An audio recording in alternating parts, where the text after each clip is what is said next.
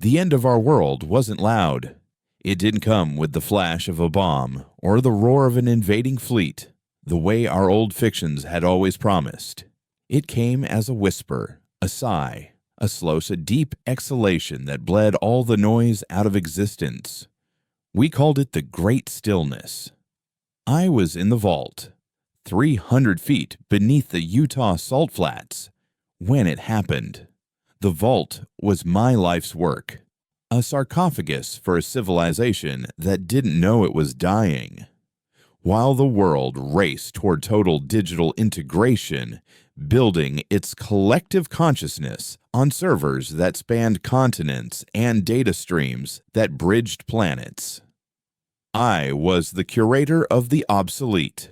I managed the world's last great analog archive, miles of magnetic tape spools, vinyl records containing the sonic signatures of dying stars, hard copies of every treaty ever signed, and vast, climate-controlled halls of printed books, their paper and ink smelling of time itself.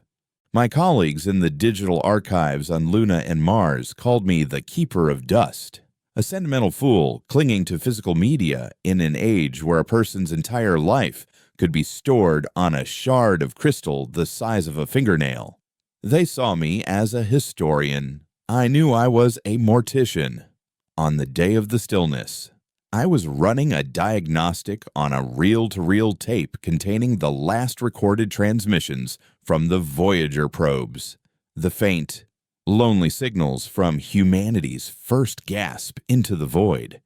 My monitors, which interfaced with the global network for cataloging purposes, flickered once, then went dark.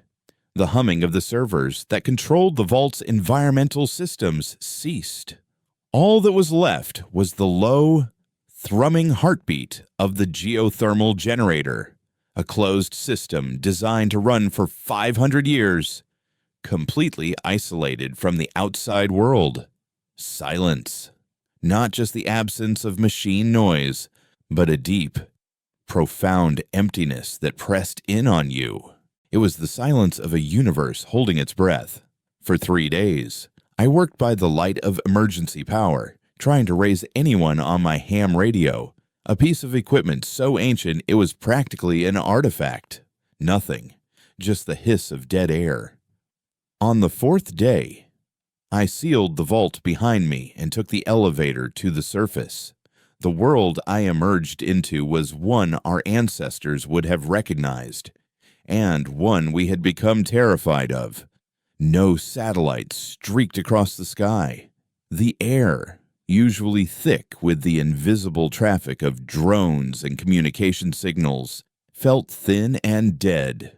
I drove a restored gas-powered truck 200 miles to Salt Lake City, and what I saw was the unraveling of a species. People wandered the streets in a daze, their faces pale, their eyes constantly glancing at the dead screens in their hands. They were ghosts, unplugged from the machine that had given them purpose, history, and identity. The collapse was immediate and absolute. Without logistics, the food stopped coming. Without digital currency, economies evaporated. Without communication, governments dissolved into panicked, isolated pockets of authority. We had built a Tower of Babel on a foundation of pure information, and someone had simply kicked it over. We were infants again, wailing in the dark. Then they came. Their arrival was as quiet as the stillness itself. They didn't land in our cities with fire and thunder. Their ships simply appeared, materializing in the upper atmosphere like drops of mercury coalescing from mist. They were beautiful, seamless things, devoid of engines or weapons or windows, reflecting the sun with a calm, liquid grace. They descended into every major population center, and from them emerged the architects. They were tall and impossibly slender, their silver skin shimmering as if woven from light. They had no visible mouths or ears, only large, dark eyes that seemed to contain the placid depths of a silent ocean. They didn't speak with voices. Their thoughts simply arrived in your mind, calm and clear, a language of pure concept that every human understood instinctively. You are quiet now. The first thought came, you are ready to be helped. They brought order. They synthesized food from atmospheric moisture, erected shelters with gestures that folded matter like paper, and purified water with technology that was indistinguishable from magic. They healed the sick and calmed the rioting masses not with force, but with a presence that seemed to bleed serenity into the world. Humanity, starved and broken and lost, fell to its knees and wept with gratitude. Our saviors had arrived. They told us they had watched us for millennia, had seen our potential buried under the noise of our own making. They said our digital world, with its endless conflicts and chaotic information, was a self-inflicted poison. The great stillness, they explained, was a gift, a cauterizing burn to save the patient. They were here to guide us, to help us rebuild a society based on harmony, balance, and purpose, a clean slate. And we believed them. We were desperate to. We called them saviors, guides, even gods. They moved among us like gentle gardeners, pruning the chaos and tending to the new, quiet growth of a tamed humanity. Cities were redesigned into perfect, flowing spirals. Language was simplified, stripped of its ambiguities. They even introduced a new form of art, geometric patterns of light that were mathematically perfect and emotionally sterile. It was peaceful, it was orderly, and it was a lie. I never trusted them. I returned to the vault, a ghost from a world that was being systematically erased, while humanity embraced the gift of stillness. I spent my days surrounded by the beautiful, messy noise of our past. I listened to the raw, chaotic fury of Beethoven, the heartbroken swagger of old blues singers, the impassioned, contradictory speeches of forgotten leaders. This was the world they called a poison, and it was more alive than the sterile utopia taking shape above my head. I began a new project, not just preserving the past, but searching it for an answer. Why now? Why us? I focused on the deep space archives, the data we had collected from the darkness between stars. Most of it was raw, uncollated sensor data from probes we had flung into the cosmos, like messages in a bottle. It was in the data spool of a failed extrasolar probe, the Magellan 7, that I found the anomaly. The probe had tumbled into a dead system 1,000 light-years away and sent back one final, corrupted burst of data before it went silent. The architect's mimetic wipe had tried to erase it, but the data wasn't digital in the traditional sense. It was a complex quantum state recording, and the wipe hadn't deleted it so much as fractured it. I spent months piecing the fragments together. Most of it was just stellar radiation and instrument feedback, the meaningless hiss of the universe. But buried deep inside was something else, a signal. It wasn't a language of words or mathematics. It was a language of pain, a repeating sequence of dissonant, non-repeating sonic frequencies, layered with the biosignatures of a species in its final moments of terror. It was a scream, preserved in radiation, a ghost crying in the dark. It took me another month to translate the underlying patterns, to give the scream a voice. The message was fragmented, a story told in shards. It spoke of a civilization, the Cygnian hegemony, a race of insectoid poets who built cities from woven sound. And it spoke of the gardeners who came from the silent places to bring them the gift of stillness. The Cygnian message described them perfectly: the silver skin, the silent ships, the thoughts that entered your mind. They had been offered the same bargain as humanity, peace, order, and an end to their chaotic past. But the Cygnians, whose entire culture was based on the infinite complexity of sound and song, refused. And so, the gardeners pruned them. They didn't use weapons. They simply unwrote them from existence, silencing their songs and turning their vibrant worlds into cosmic museums, perfectly ordered and perfectly dead. The last fragment of the message was a warning and a desperate, juicy final act of defiance. It was a string of pure informational chaos, a sonic weapon made of raw, unstructured data, the very noise the architects sought to eliminate. It was the Cygnian death scream, engineered to be a virus. The message ended with a single, chilling phrase: "They cannot hear the music. They fear the noise. Make them listen." I sat in the silence of the vault, the hum of the geothermal generator, the only sound in the world. I looked at the waveform of the Cygnian scream on my oscilloscope. It was jagged, ugly, and utterly illogical, a mathematical monstrosity. And in it, I saw our only hope, an architect maintenance drone, a floating silver sphere that policed the surface, had drifted near the vault's exhaust shaft. They were everywhere now, ensuring the new world remained clean and orderly. On a hunch, I routed the Cygnian signal from the console to the vault's exterior broadcast antenna, a relic from the Cold War, and unleashed a 1-second burst of the death scream at low power. For a moment, nothing happened. Then the silver sphere faltered. Its placid, liquid surface convulsed, flickering for a split second into something else. A terrifying lattice of sharp angles and black, empty space, like a machine wearing a cloak of light. The drone shuddered, righted itself, and floated away as if nothing had happened. But I had seen it.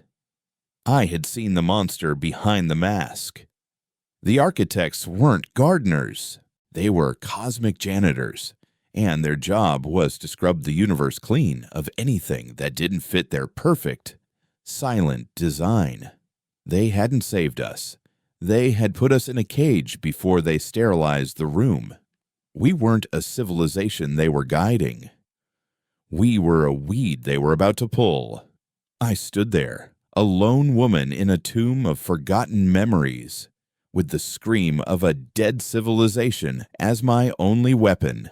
Humanity had forgotten how to fight, forgotten how to be loud, forgotten everything that had made it human. My job was no longer to preserve the past. It was to wake it up and teach it how to scream again. The war for Earth wouldn't be fought with armies or fleets, but with poetry and music and memory, with the beautiful, chaotic, unpredictable noise of the human soul. My initial discovery was a moment of terrible clarity, but it was followed by a silence that felt heavier than before. Hope, it turns out, can be a crushing weight when you're the only one carrying it for weeks. I did nothing but study the Cygnian signal, which I began to call the scream. I ran it through every diagnostic I had, dissecting its structure, mapping its chaotic frequencies. It was more than a weapon. It was a testament. It was the last, defiant poem of a murdered people. Listening to it felt like an act of sacrilege, like holding the skull of a saint and feeling the echo of their final prayer. The architects had built their empire on the principle of order, on the belief that complexity was a disease and silence was the cure. The scream was the antithesis of their entire existence. It was pure, unstructured, emotional chaos.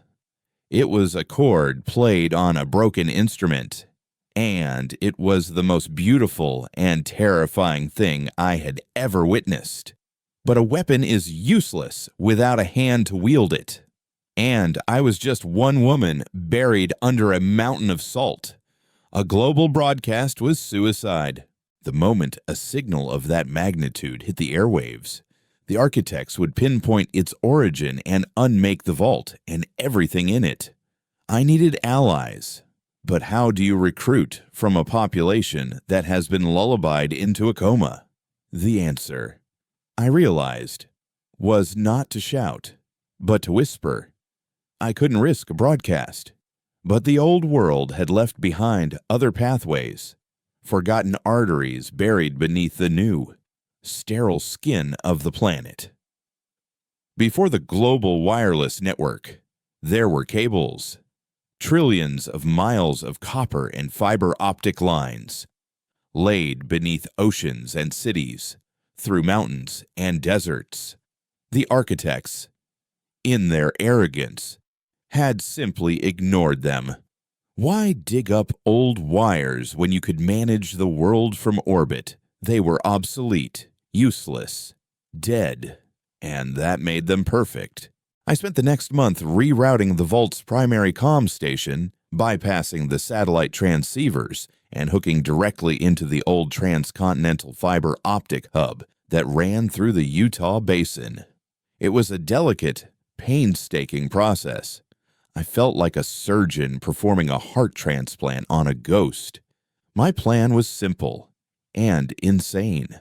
I would modulate a tiny fragment of the scream, a single dissonant spike of its waveform, and send it down the wire, not as an audible sound, but as a data packet, a single, corrupted bit of information in a dead system. It wouldn't be a message. It would be a glitch, a flicker of static in the global quiet. I had no idea if it would work, or what it would do. I was gambling that somewhere out there, in the sea of placid, contented faces, was another mind that wasn't entirely asleep. A mind that would feel that flicker of chaos not as an error, but as a memory. I chose my target carefully from the old archives, a musician named Kalen Vance. In the old world, he'd been a neurocomposer, a pioneer in weaving music directly from brainwave patterns. He didn't just write songs, he translated the raw, chaotic symphony of human thought into sound. His work was the very definition of the noise the architects had erased.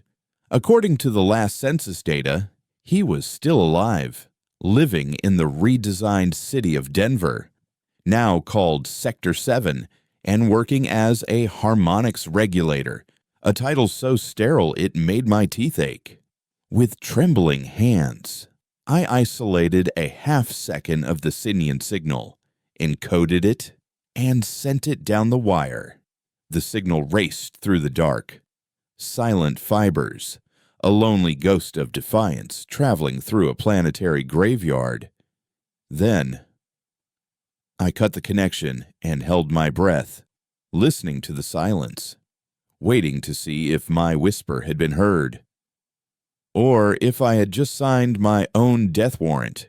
Kalen Vance stood on a light bridge suspended 1,000 feet above the perfectly manicured green space that had once been downtown Denver. Below him, people moved in graceful, unhurried streams, their paths flowing together without collision or conflict. It was the daily migration, the gentle, synchronized shift from the residential spires to the communal work halls. As a harmonics regulator, Kyle's job was to monitor the city's atmospheric resonance, ensuring the subtle, low-frequency hum that permeated every Sector 7 structure remained at the precise wavelength that encouraged calm and discouraged agitated thought. He was, in essence, a glorified tuner for the city-sized instrument that kept humanity docile. He felt nothing as he worked. That was the point. The deep satisfaction he once got from a perfectly resolved chord had been replaced by a placid sense of correctness. There were no jarring notes in this world, no surprises.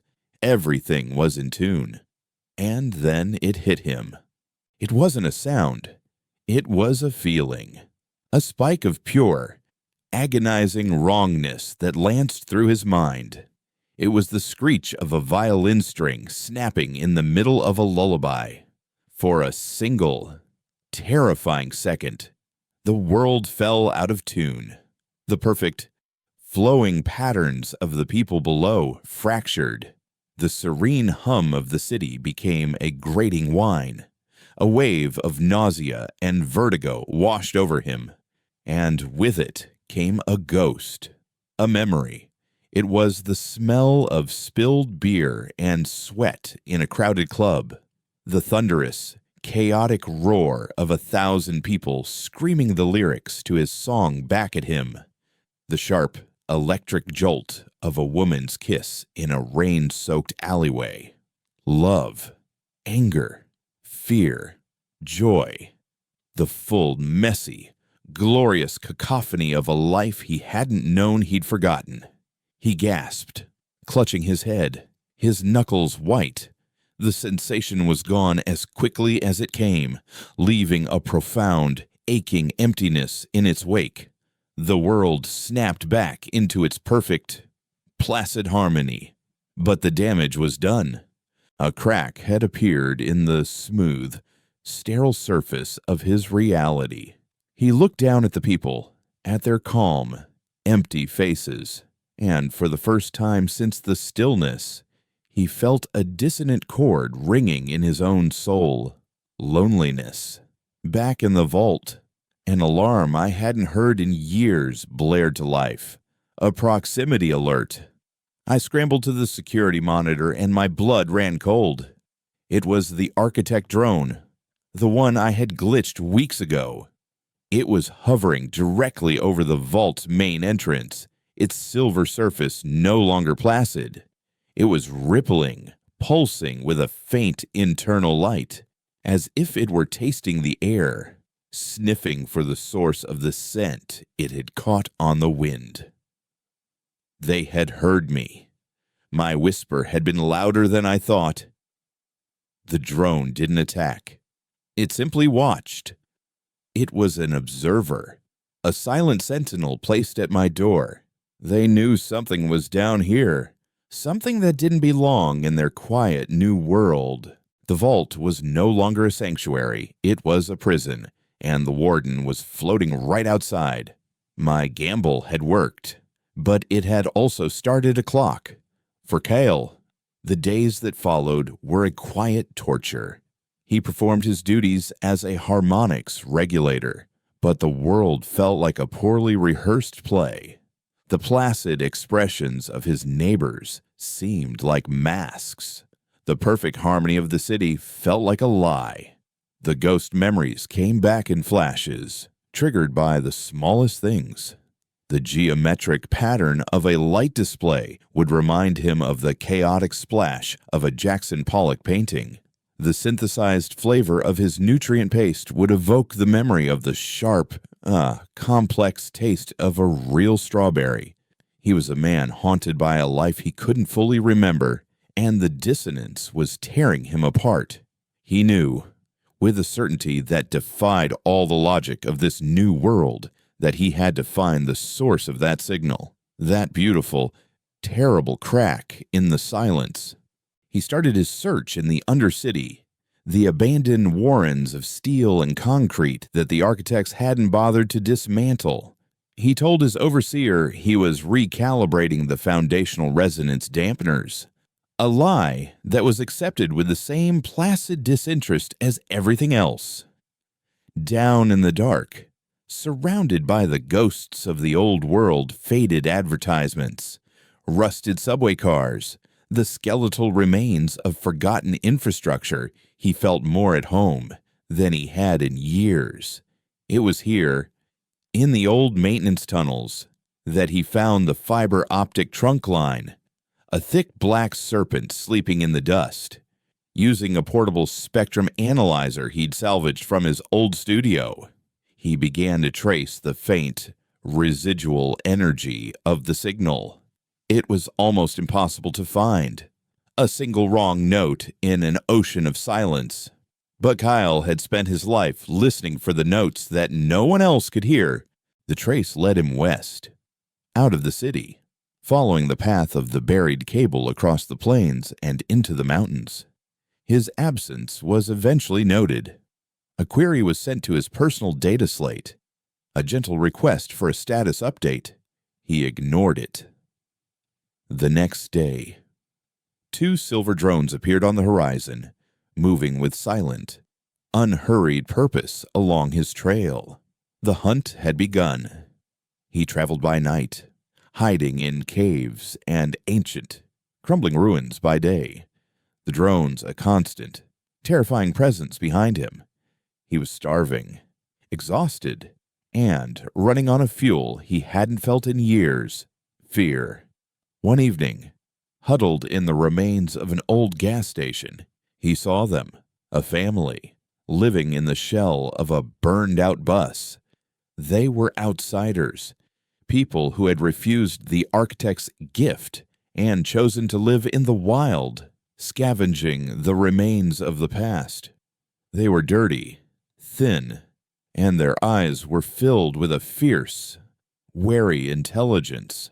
They shared their meager food with him, a roasted rabbit that tasted more real than anything he'd eaten in years. They didn't speak of the past, but he could see it in the way they huddled around the fire, telling stories with their hands and their eyes. They were a pocket of noise in the vast, quiet wilderness. Seeing them gave him the strength to keep going.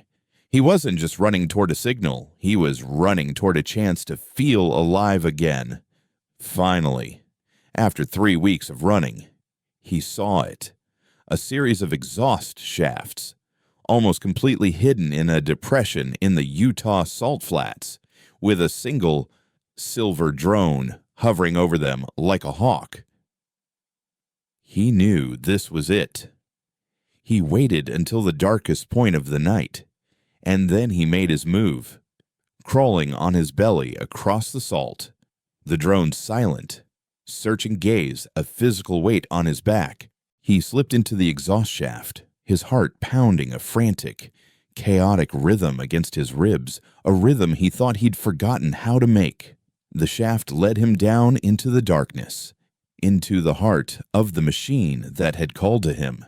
I found him collapsed in the main corridor, delirious from hunger and exhaustion, clutching a useless spectrum analyzer like a holy relic. He was thin and weathered, his face a roadmap of fear and determination. But his eyes, when he opened them, were blazing with a light I hadn't seen in any human face since the stillness. They were the eyes of a man who had been deaf and could suddenly hear. "I heard it," he rasped, his voice raw from disuse. "The note, the one that's wrong. I heard it." I helped him to his feet, my own exhaustion momentarily forgotten, replaced by a feeling so foreign I could barely name it. It was the opposite of loneliness. I took him to the central command room and showed him everything: the vault, the archives, the data from the Magellan 7. I played him the full Cygnian scream. He didn't flinch. He closed his eyes, his head tilted to one side, listening with an intensity that was almost painful to watch. He wasn't hearing a weapon. He was hearing a composition. "It's not just chaos," he whispered, his eyes wide with a terrible, brilliant understanding. "It's a language. They're all screaming on a different frequency, a different key. It's a symphony of extinction."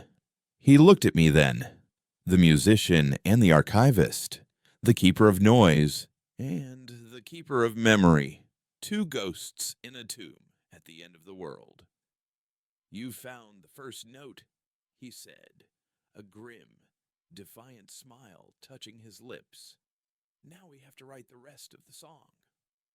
Our alliance was forged in the quiet hum of the geothermal generator, a partnership of ghosts. Kalen was the artist. I was the historian. He understood the soul of the scream, its rhythm and its rage. I understood its context, the history of its victims, and the cold, sterile philosophy of its creators. Together, in the belly of the world, we began to orchestrate a rebellion made of sound. Kalen was right. The Signian scream wasn't a single monolithic weapon. It was a choir. Each species the architects had pruned had been silenced in its own unique way. Their cultures, their technologies, their very biologies unwoven thread by thread.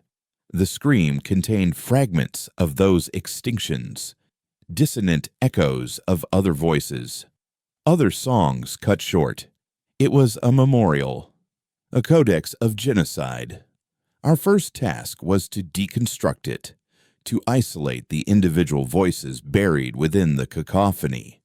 Kalen worked with a feverish intensity, using the Vault's most sophisticated audio analysis software to filter the signal, separating waveforms and isolating frequencies with the precision of a master conductor. He would pace the control room for hours, his head cocked, listening to a single, screeching frequency that to me sounded like tearing metal, but to him was the lament of a race that built cities from crystalline thought. I, in turn, became an archaeologist of the void. I scoured the deep space archives, cross-referencing the frequencies Kalen isolated with the data signatures of dead star systems, looking for any clue, any fragment of information about the species the architects had erased. We were giving names to the nameless, histories to the silenced. There were the Geth, a silicon-based life form whose consciousness existed as a collective geological resonance. The architects had silenced them by fracturing their planet's crust. There were the Lumina, beings of pure energy who communicated through shifting constellations. The architects had snuffed them out like candles. Each story was a fresh horror, another verse in the epic of the architect's silent crusade. And with each one, our resolve hardened. Our prison had become a laboratory. Our silent warden, the silver drone, remained a constant, unnerving presence. It never moved, never communicated, but we felt its gaze on us every second of every day. We were living on borrowed time, operating under the assumption that the architects were not yet convinced we were a threat. They had detected a flaw, a single wrong note in their perfect symphony, and they were listening, waiting for it to play again. They were patient. They had all the time in the universe. We knew our next move couldn't come from the vault. We needed to decentralize, to create not one source of noise, but many. We needed an orchestra, scattered and hidden, that could play our song of rebellion. Our eyes turned to the outsiders, the scattered tribes of humanity that had refused the architect's peace. They were the only ones left who remembered how to survive, how to fight, how to be loud. Reaching them, however, was another problem. I had sent a signal to Kale, but that was a single, desperate cast into the dark. We needed a reliable way to communicate, a network that the architects couldn't monitor. The answer, once again, lay in the bones of the old world. I found schematics for a pre-stillness communication system the military had developed, a project called Echo. It used the planet's own magnetic field as a transmission medium, sending ultra-low frequency signals that could travel through rock and water, completely undetectable by conventional sensors. It was slow, cumbersome, and had been abandoned in favor of the much faster satellite networks. It was also our only hope. While Kalen worked on composing, I began building the transmitter.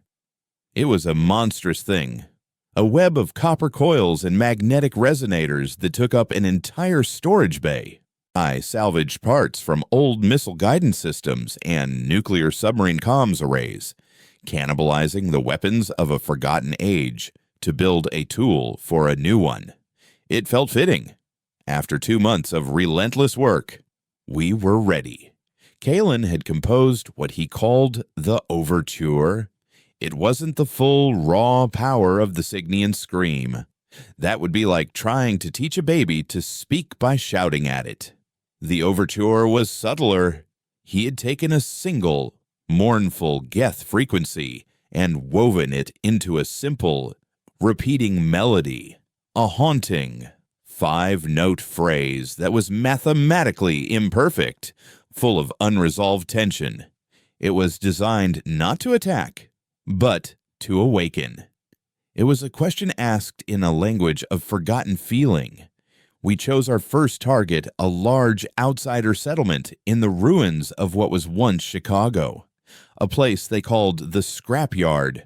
Using the echo transmitter, we sent the overture out into the world, a slow, deep pulse that rippled through the Earth's mantle, a secret heartbeat in the global silence. We aimed it at the old city's geothermal power grid, hoping the latent energy in the system would act as an amplifier, a giant, subterranean speaker. For a day, there was no response. The drone outside remained placid. The silence from the world was absolute. I felt the cold tendrils of despair begin to creep in. Maybe the outsiders were too scattered, too broken. Maybe we were truly alone. Then, on the second night, a signal came back. It wasn't on the echo frequency. It was a burst of raw, powerful radio waves, a technology so primitive the architects wouldn't even be listening for it. It was a voice, guttural, angry, and beautiful. Who the hell is playing that sad-ass song? It growled. And how do you know it? The voice belonged to a woman named Jax. She was the leader of the scrapyard, a former combat engineer who had survived the stillness by being tougher and meaner than the chaos that followed it.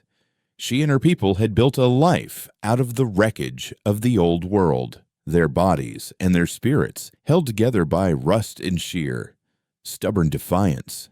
The melody we had sent, the Geth lament, had resonated with them, not because they understood its cosmic origins, but because it spoke to a feeling they knew intimately, the ache of loss, the ghost of a world that was gone.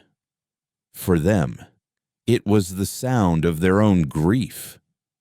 Our first conversation was cautious, a dance of distrust and desperation. Jax thought we were a trick, a new kind of architect trap. I thought she was a warlord who would steal our secrets and leave us to die. But Kalen, the composer, found the common language. He didn't speak to her of aliens and cosmic genocide. He spoke to her of music. He sent her another signal, this time weaving a fragment of a lumina frequency into an old, pre-stillness protest song from the archives, a song of anger and hope. He was speaking her language, slowly, tentatively. A network was born. We called it the chorus. I would send Kalen's compositions, his glitches out via the echo network. And the outsider cells, guided by Jax, would find ways to broadcast them.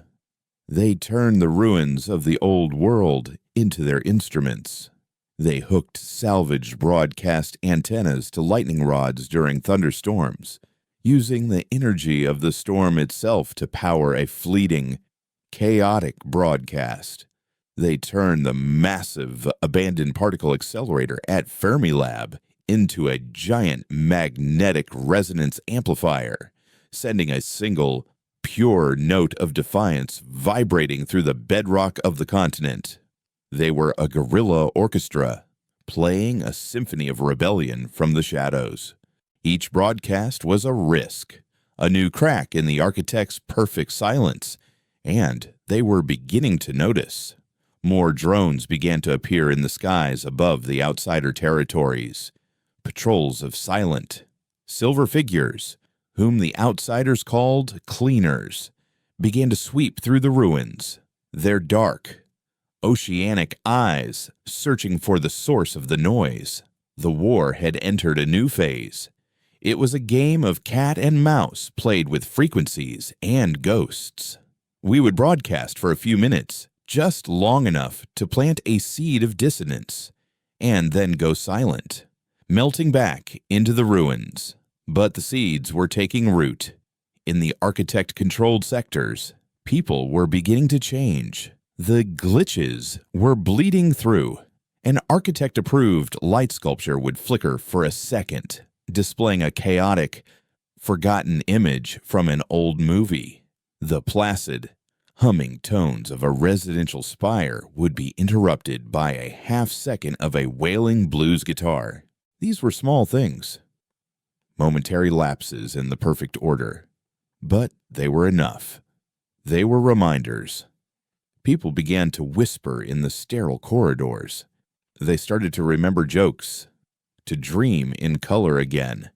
The architects responded not with force, but with correction.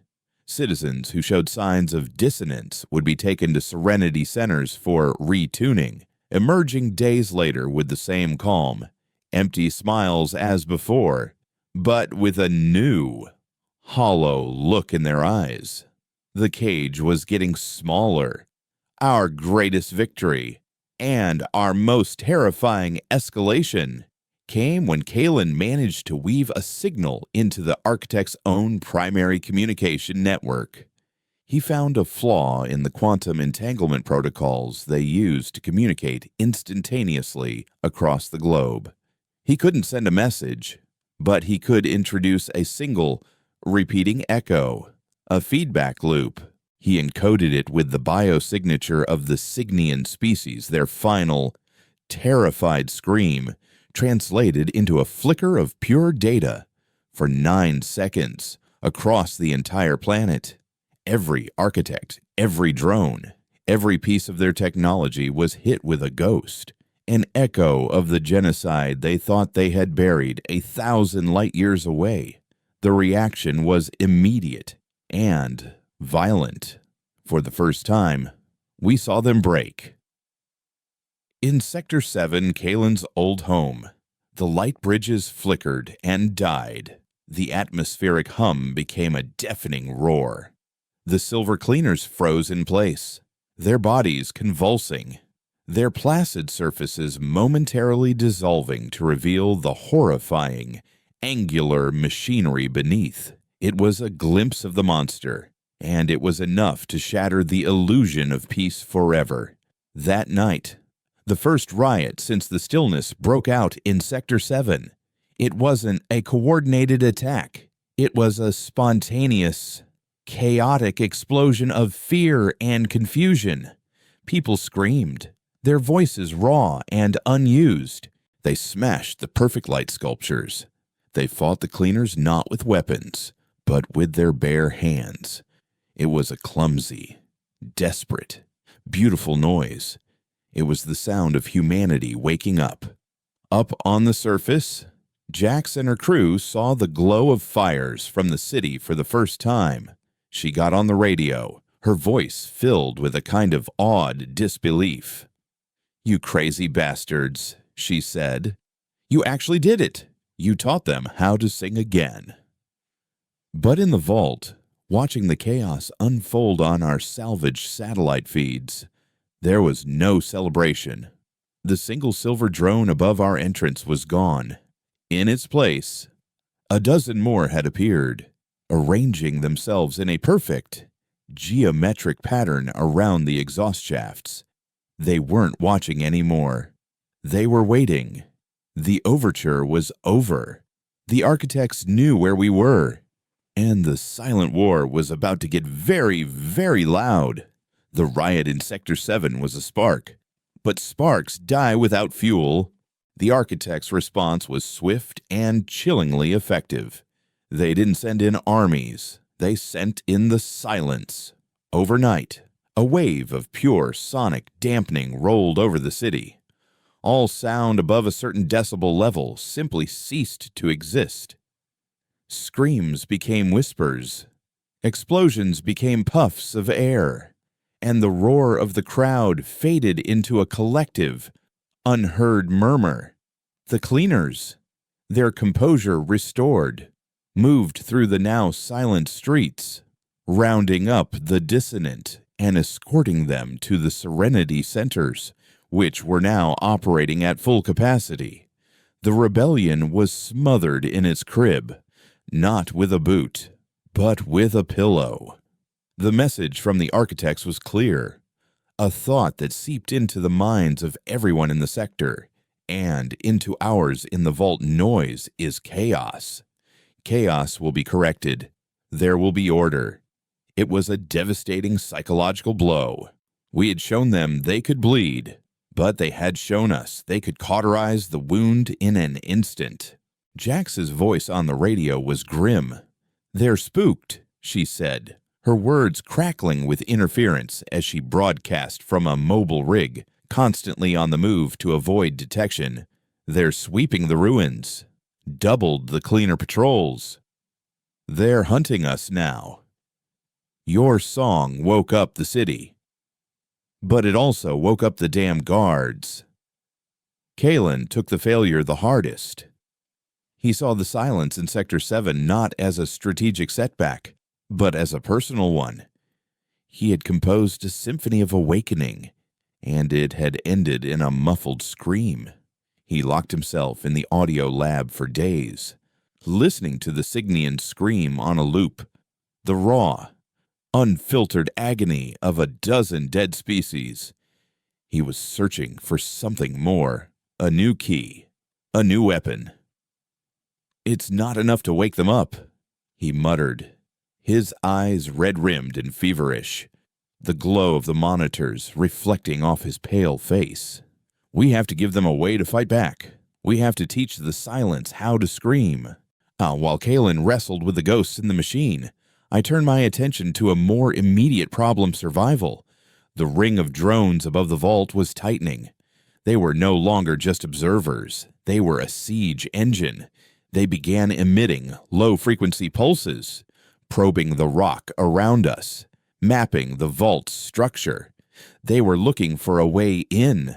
The geothermal generator, our heart, and our shield began to fluctuate. The drones were somehow interfering with the magnetic conduits that drew power from the Earth's core.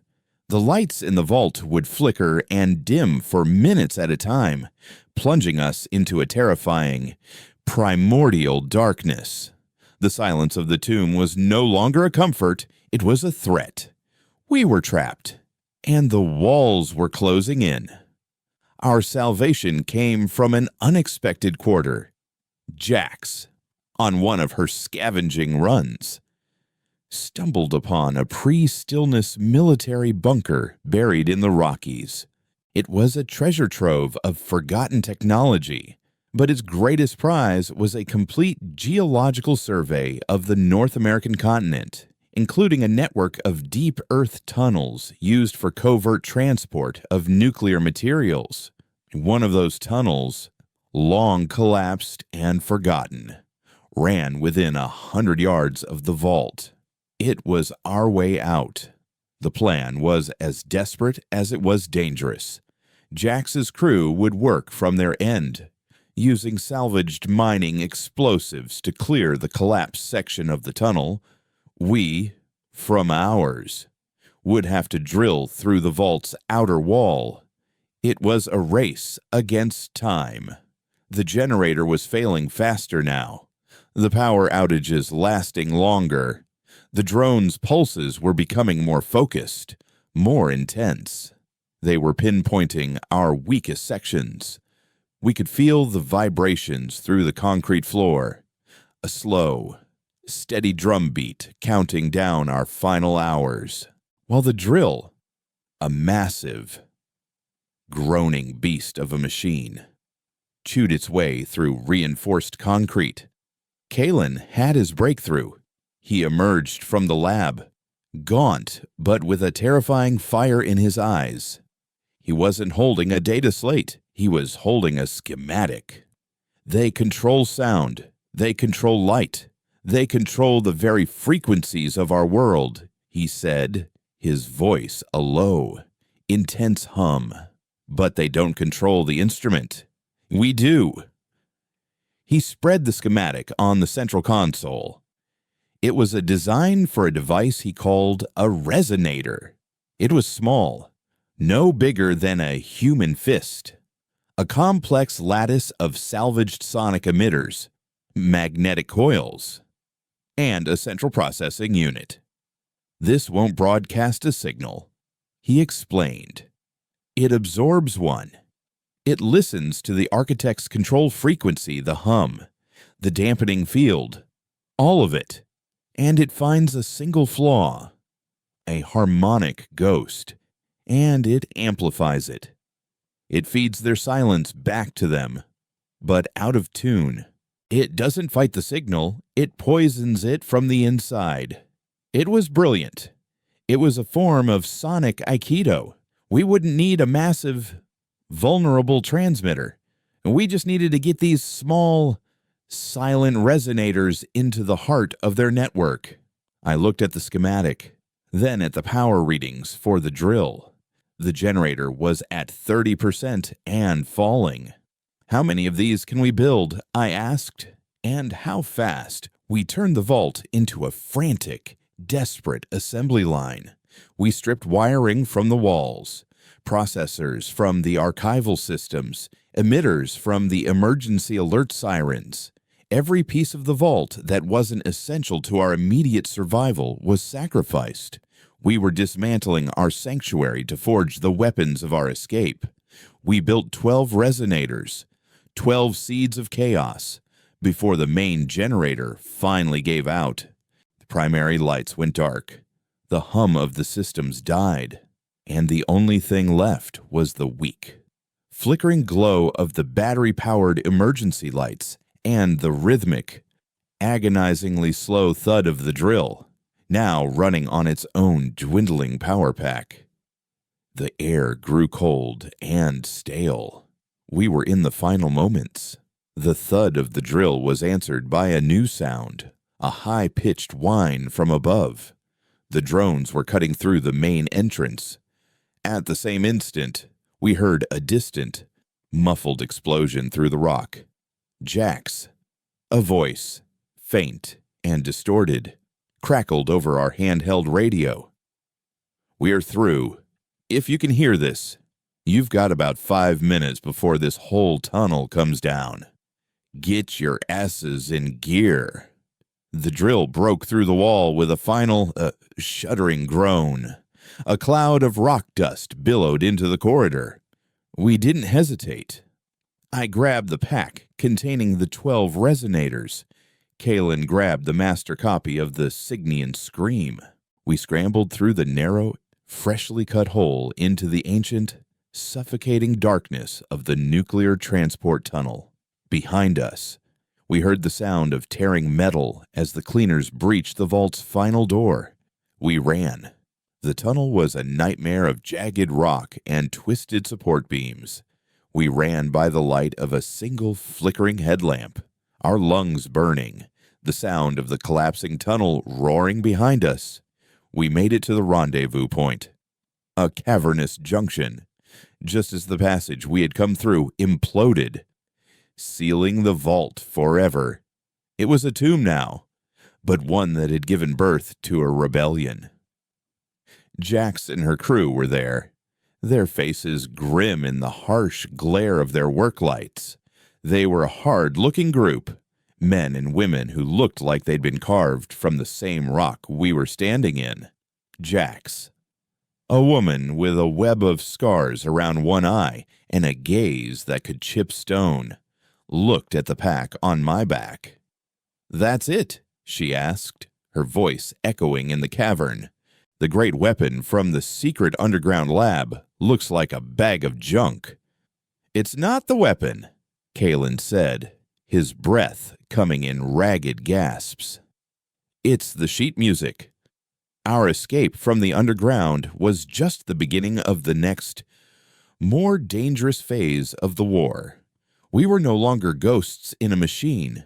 We were fugitives, hunted and exposed. With the resonators, we had a weapon, but a weapon is useless without a target. Our target was the Architect's Nexus, the central hub of their entire planetary control system. But we had no idea where it was. Our new base of operations was the scrapyard, a sprawling, chaotic labyrinth of rusted skyscrapers and makeshift fortresses built in the ruins of Chicago. It was the antithesis of the Architect's world, loud, messy, and fiercely alive. Jax's people, the Scrappers, were masters of salvage and improvisation. They could turn a burned-out fusion core into a power source, a satellite dish into a shield, and a city block into a death trap. They were the perfect allies. They were the noise we needed. We began a campaign of strategic disruption. Following Kalen's guidance, Scrapper teams would sneak into the Architect-controlled sectors and plant the resonators near key infrastructure nodes, power conduits, atmospheric processors, and communication relays. The effect was immediate and profound. A single, well-placed resonator didn't cause an explosion. It caused a system-wide sickness. The serene atmospheric hum would develop a discordant waver, causing headaches and disorientation. The light displays would flicker with subliminal, chaotic patterns, triggering flashes of pre-stillness memory. The cleaners' movements would become jerky and unpredictable, their internal systems fighting the corrupted signal. We were turning their own network against them, transforming their symphony of control into a dirge of decay. With each successful plant, we gathered more data, mapping the flow of energy and information through their system, triangulating the source. The Nexus, we discovered, was not on Earth at all. It was on the Moon. They had hollowed out the Tycho crater and built their primary command and control center there, a silent, sterile fortress from which they governed our world with an invisible hand. Attacking it was impossible, suicidal, and absolutely necessary. "We can't fight them on the ground," I told Jax and Kalen, pointing to the cold, distant light of the moon in the night sky. "We're just treating the symptoms. We have to go for the heart."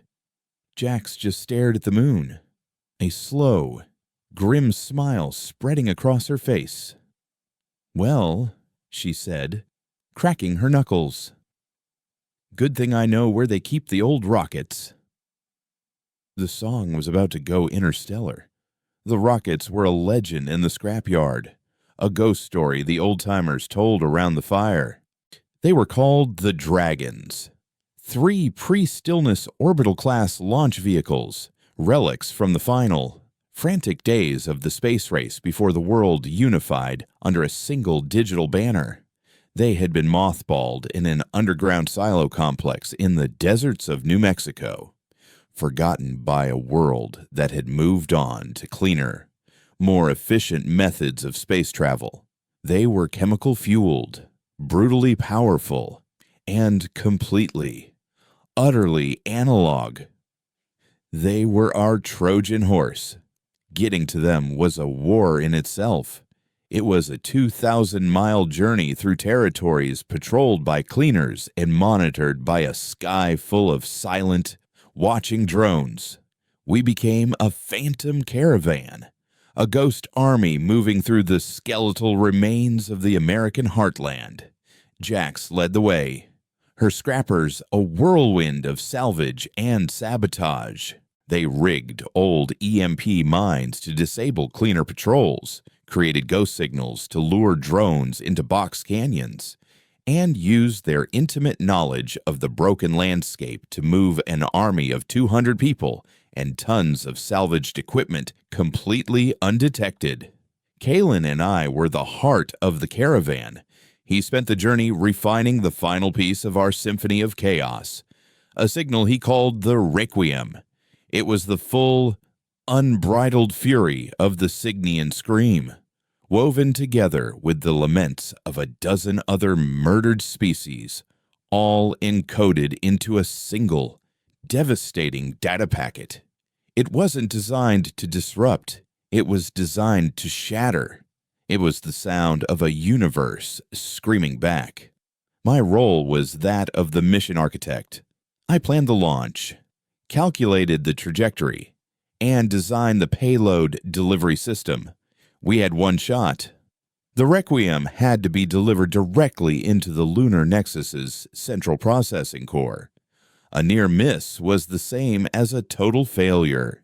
We arrived at the silo complex, a place the locals had called Dragon's Tooth, to find it guarded. The architects, in their silent, methodical way, had placed a garrison there, not because they knew of the rockets, but simply because the facility still drew a faint, residual energy signature, and they were methodical in their desire to scrub the world of all old-world noise. The battle for Dragon's Tooth was the first real fight of the war, a clash of noise and silence. The scrappers fought with a savage, desperate ingenuity. They used sonic charges that mimicked the chaotic frequencies Kalen had taught them, disorienting the cleaners and disrupting their coordination. They turned the desert itself into a weapon, using focused sunlight from salvaged solar arrays to melt the cleaners' silver shells and setting off explosive charges that kicked up blinding clouds of sand and dust. We took losses, many of them, but for every scrapper who fell, their final our defiant shout was a blow against the enemy's crushing silence. We fought our way into the silo and found the dragons sleeping in their concrete cradles, 3 colossal monuments to a forgotten age of fire and ambition. They were beautiful. It took us 3 weeks of frantic, relentless work to bring one of them back to life. Scrapper engineers, men and women who had spent their lives patching together scavenged tech, now found themselves working on machines of incredible complexity. They rewired flight computers, synthesized rocket fuel from refined biomass, and patched the hull with plates of scavenged armor. While they worked, I sat in the cockpit of the lead ship, which we christened the Noise, teaching myself how to fly a machine that was more museum piece than spacecraft. The plan was simple and suicidal. We would launch the Noise directly at the moon. The ship had no stealth capabilities, no advanced weaponry. We were a battering ram aimed at the heart of a fortress.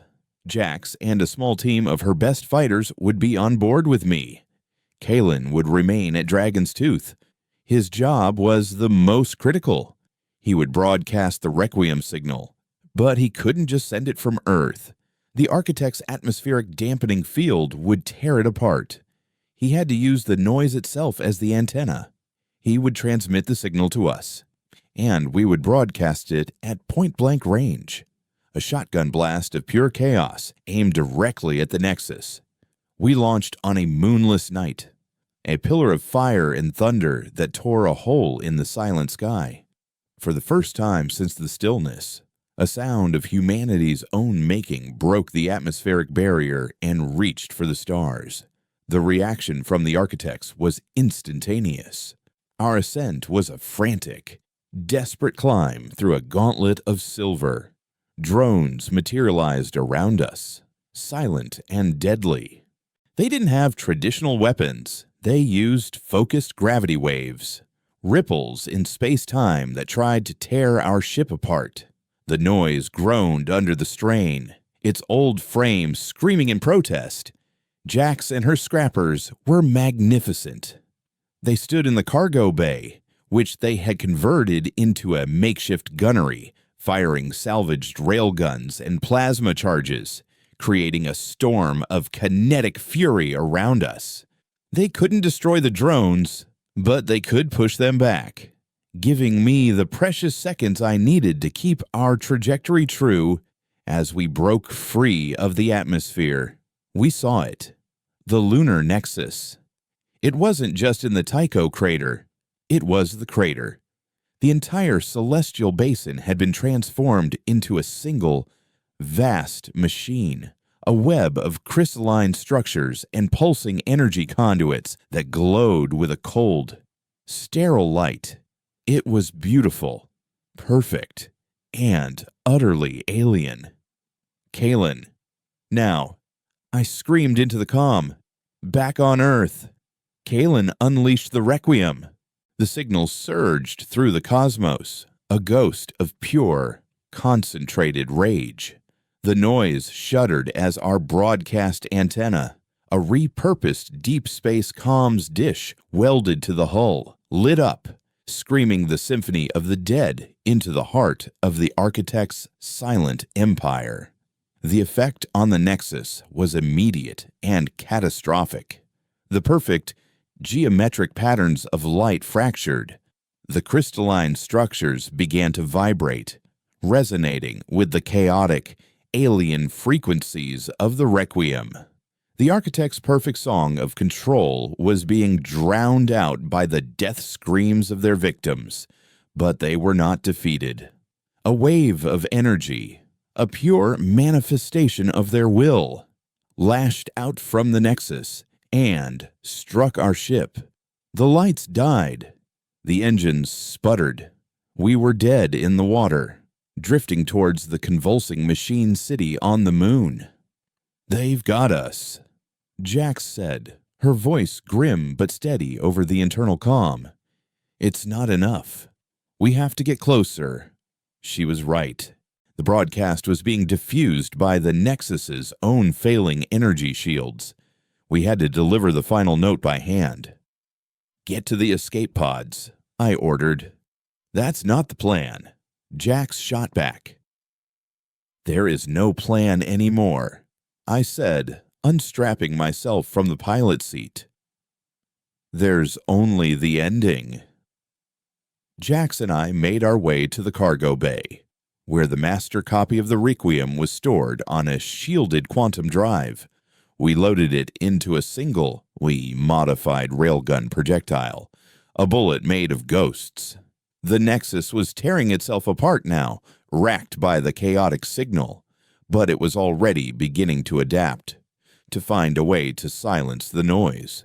We had one last chance. We aimed the railgun at the brightest point of light in the heart of the crater, the central core of the entire system. "This is for everyone you silenced," I whispered, and fired. The projectile, a tiny speck of defiance, streaked across the void and struck the core. For a moment, there was nothing. Then, a new light began to glow from the heart of the Nexus.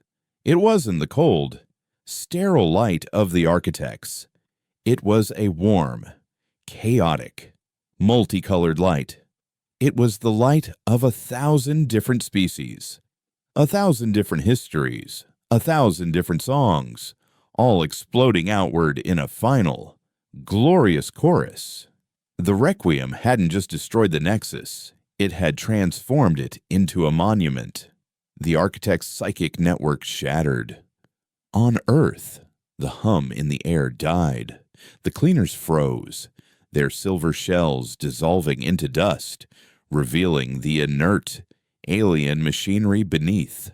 The dampening field evaporated, and for the first time in years, The world was filled with sound, the wind, the birds, the distant crash of a wave, and then another sound, a cheer.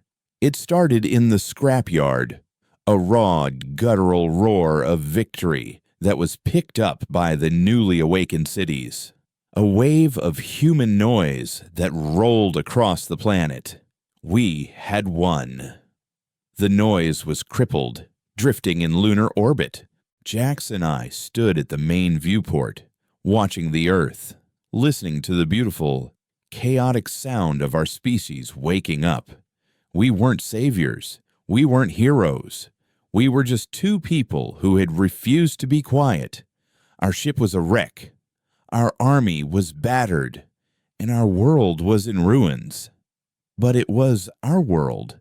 The silence was broken, and the future was an unwritten song, waiting for us to compose it. It would be loud, and messy, and beautiful, and it would be ours.